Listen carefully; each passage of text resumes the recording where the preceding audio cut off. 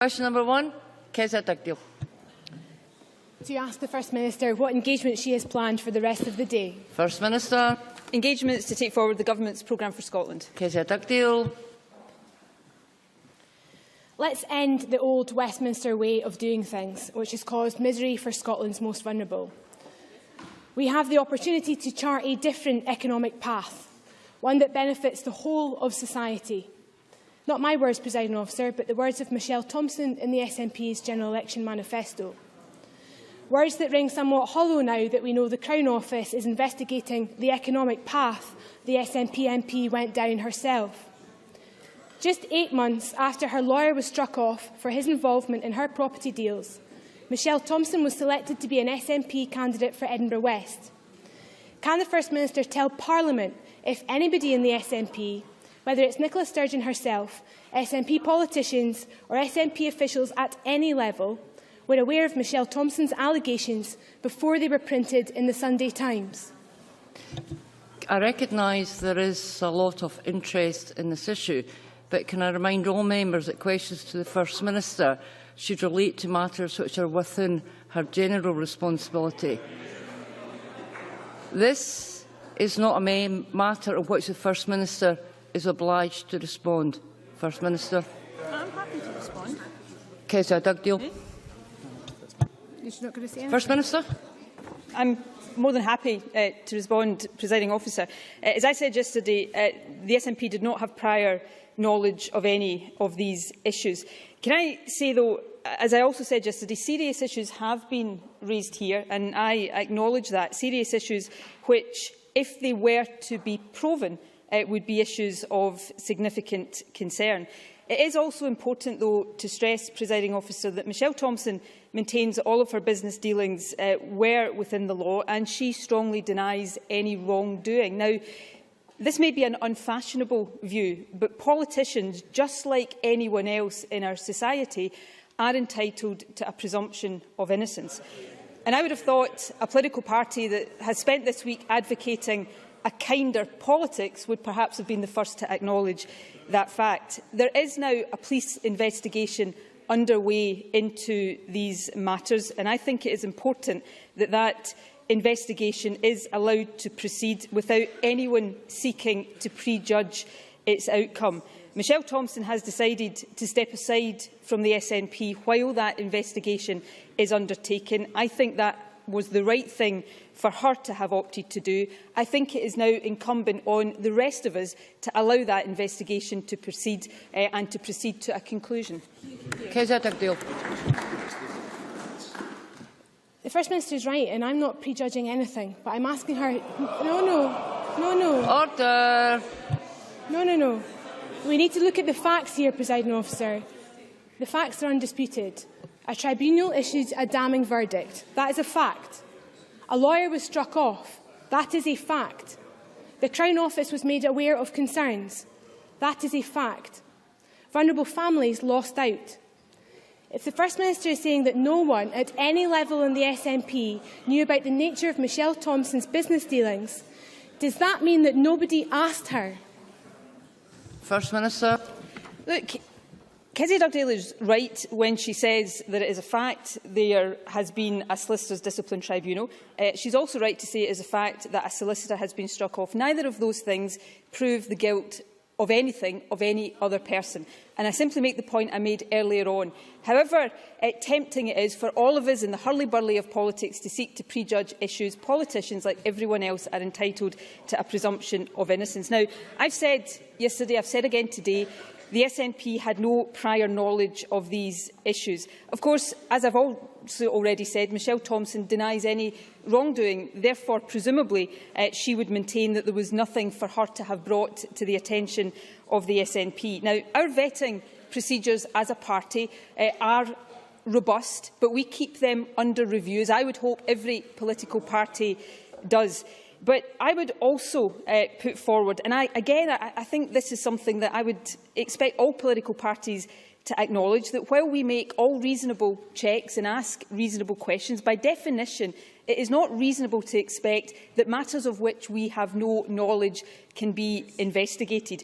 But what is also ridiculous, I think, to suggest of any political party, presiding officer, the SNP or anybody else, is that any party would knowingly allow a candidate to go forward for selection, knowing there were serious problems about the integrity of that individual candidate. So let me repeat that there is a police investigation into aspects of these matters underway.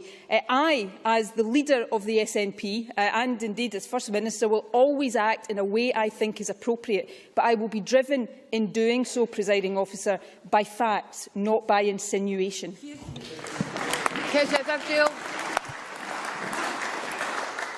President Officer, I'm not asking the First Minister to comment on the specifics of a live investigation. No. Order. Because I accept that, of course, criminal matters are for the police. But this is also a moral matter, and I would expect her to comment on that. What we have here is vulnerable families losing out for the financial gain of others. Vulnerable people being taken advantage of as their homes are snapped up at knockdown prices.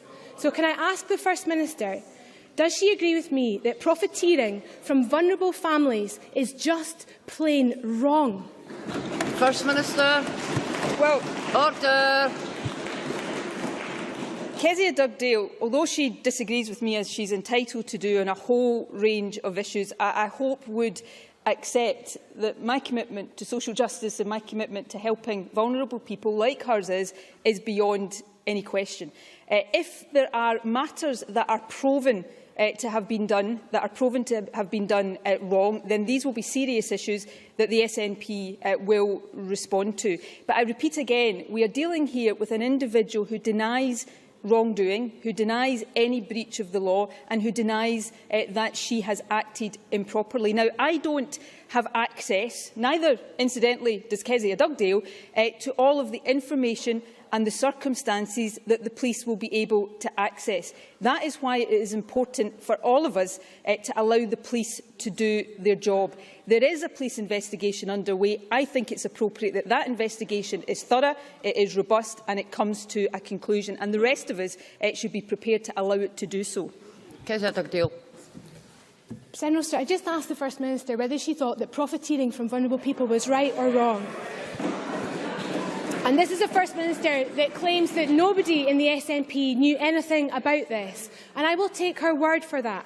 I will take her word. But now she does know. She knows that an elected representative in her party acted in a way that is unacceptable. Order. And this is someone that the SNP did know. Fiona Hislop, already in trouble herself, spoke of Mrs Thomson's knowledge of business and passion to make Scotland a better place. Angela Constance is on record celebrating Michelle Thomson's compassion. Alex Neil said Michelle Thomson demonstrated commitment to how business can be used to support social justice. And this is the First Minister who made her shadow business secretary. The First Minister has spent 2 days running away from Michelle Thomson as fast as she can. But isn't it the case that for the last 2 years, Michelle Thomson has been right at the heart of everything the SNP stand for? First Minister. Order. Let's hear the First Minister. One fact that Kezia Dugdale has omitted from that long list of mudslinging there was this one, that today, following these issues coming to light, Michelle Thomson is currently not a member of the SNP because she took the decision. Order. She took the decision while these investigations are underway to relinquish the party whip, and as a result of the SNP rules, that means her party membership is also suspended. I think that was the right and responsible thing for her to have done in the circumstances. Now, I have no intention, presiding officer, on a serious matter, and a matter that I recognise is serious, to get into a party political exchange over this. But I will simply point out that it's not always been the case that where Labour politicians have been accused of serious offences, that they have found themselves outside of the party while those investigations have been undertaken. So I repeat what I said earlier on, Presiding Officer. I have very onerous responsibilities as First Minister, and I have responsibilities as Leader of the SNP. I will always seek to discharge those responsibilities to the very best of my ability, but I will discharge those responsibilities on the basis of the facts before me. I will do that in this case, and I will do it in every other case. That's the responsible and appropriate way for me to proceed. Question 2. Ruth Davidson. Thank you, Presiding Officer. To ask the First Minister when she'll next meet the Prime Minister. First Minister. No plans in the near future. Ruth Davidson. Presiding Officer, let's try going through all of this again. We already know... Order. Order. We already know that the Crown Office and Police Scotland were asked whether they would investigate this case in July of last year.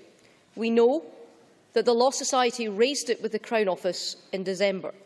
We know that journalists have been investigating it all summer, and we know that the police were called in nearly 3 months ago. And yet the First Minister is asking us to believe that nobody in the SNP, the party of government, from the constituency in Edinburgh West right up to the Chief Executive and the Leader herself, knew anything about this until they read it in the paper almost 2 weeks ago. Does the First Minister think this sounds believable, or is it the case that somebody somewhere turned a blind eye? First Minister. Order. I do think that reasonable people listening to the answers I'm giving today will opt to believe that that is the case. Why? Because I would not stand here and say it was the case if it wasn't the case. Now, Ruth Davidson says that we all knew that the Law Society was investigating, that the Crown Office was investigating, that journalists were investigating all summer. Did she know any of that before the Sunday Times published these stories? Because I certainly didn't know these things until they came to light in the media. So if Ruth Davidson is saying that everybody knew this, then presumably she would have known, but unless she's saying so, I'll take it that she didn't. The fact of the matter is we had no prior knowledge of these issues.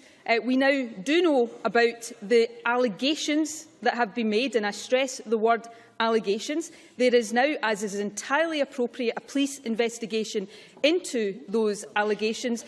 I'm happy and keen to see that investigation be thorough and robust, and I will take whatever action at the conclusion of that the facts determine is necessary and appropriate. And I think it would be fitting for all politicians to take exactly the same approach. Ruth Davidson. The First Minister is in charge when it suits her, but when the wheel comes off, she is constantly surprised by what's going on. She's surprised by tea in the park, she's surprised by government loans to SNP donors, and now she's surprised by this.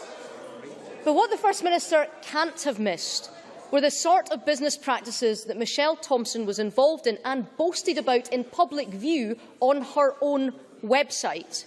And since the First Minister says she's read the papers, she must also have read the responses from the vulnerable people who are hurt and who are angry at the way in which they've been treated in order to profit the First Minister's former business spokesperson.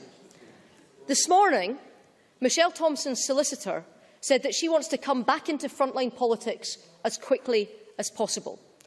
Now, today, the First Minister has mentioned the police investigation a number of times. Let's put the police investigation to one side for a moment. On the basics... Order. On the basics of ethics and integrity alone, does this First Minister welcome Michelle Thomson back to her front bench? First Minister. For the so-called party of law and order to stand up in a parliamentary chamber and say on extremely serious matters, let's just put the question of a police investigation to one side, frankly beggars belief.